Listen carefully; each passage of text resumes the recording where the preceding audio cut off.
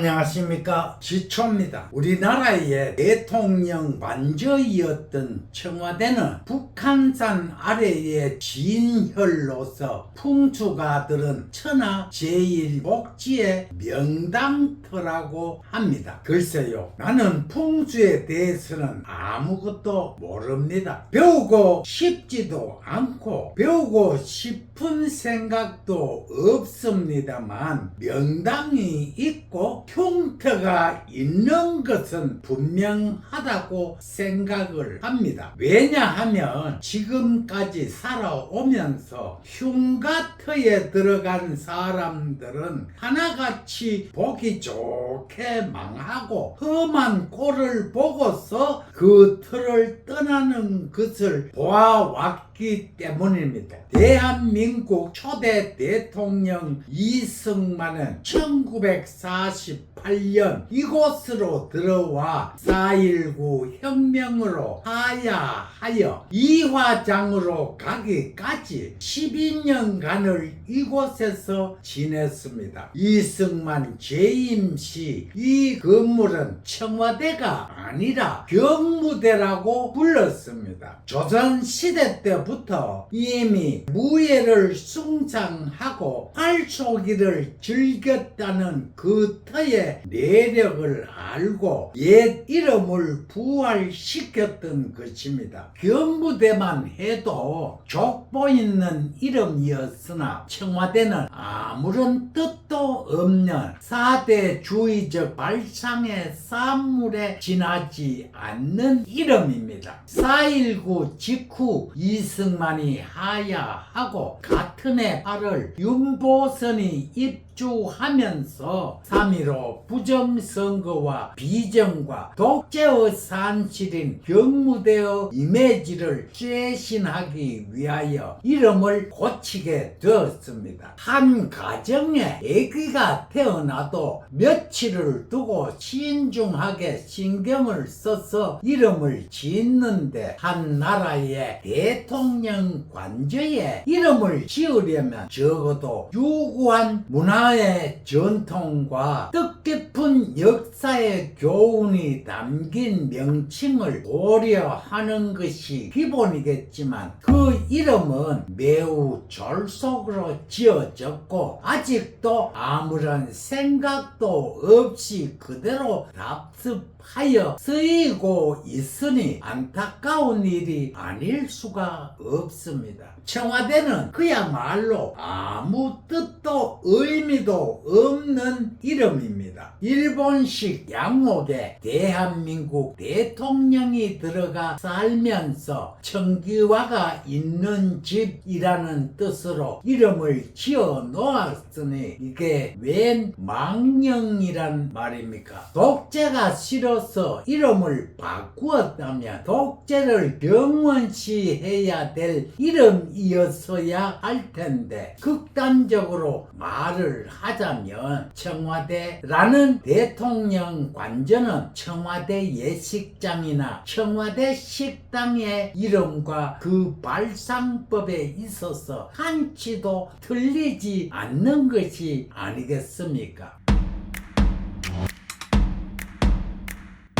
지각을 갖춘 사람들의 입장에서 보자면 실로 나쁘끄러운 일이 아닐 수 없습니다. 그러나 지금까지 학자들이나 정치인들 중에서 개명하자고 하는 사람은 단 한 명도 보지를 못했습니다. 게다가 역대 대통령들도 청와대를 블루하우스라고 부르는 데에 주저하지 않았다고 하니 민망하기가 이를 데 없습니다. 5천년의 전통을 가진 우리나라가 어찌하여 200년밖에 안 된 역사를 가진 미국의 문화를 따라가는가 말입니다. 미국의 대통령 집무실을 백악관이라 합니다. 건물 전체가 온통 하얀색으로 칠했다 하여 화이트 하우스라고 했다면 우리나라 대통령의 집무실도 그 지붕이 푸르니 블루하우스 즉 청와대라고 불러야 하지 않겠나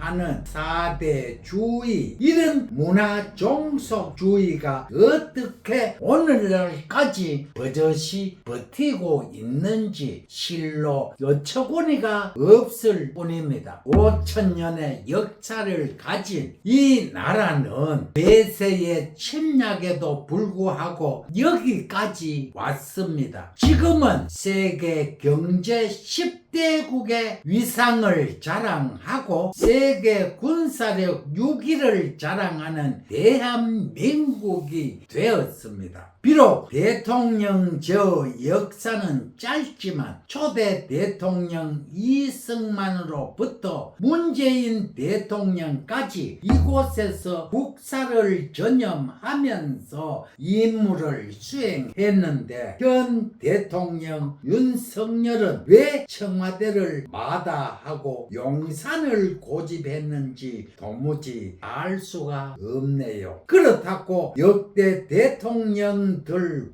훌륭한 정치를 하는 것도 아니고 명심보감 시정편에 보면 백성들이 아무런 근심 없이 행복하게 잘 살 수 있도록 질서를 바로잡아주는 것이 정치다. 밝은 정치를 하면 백성들이 행복하게 잘 살 수 있고 그렇지 못한 정치를 하면 백성들은 밤길을 걷는 것과 같은 어려움을 당할 것이다 라고 하셨습니다. 국민의 한 사람으로서 바라옵건대 다음 대통령은 청와대로 들어가서 청와대라는 이름을 개명하고 밤 9시 뉴스에 씩씩한 모습으로 국민들에게 웃음을 주는 대통령이 나왔으면 좋겠다는 생각을 해봅니다. 감사합니다.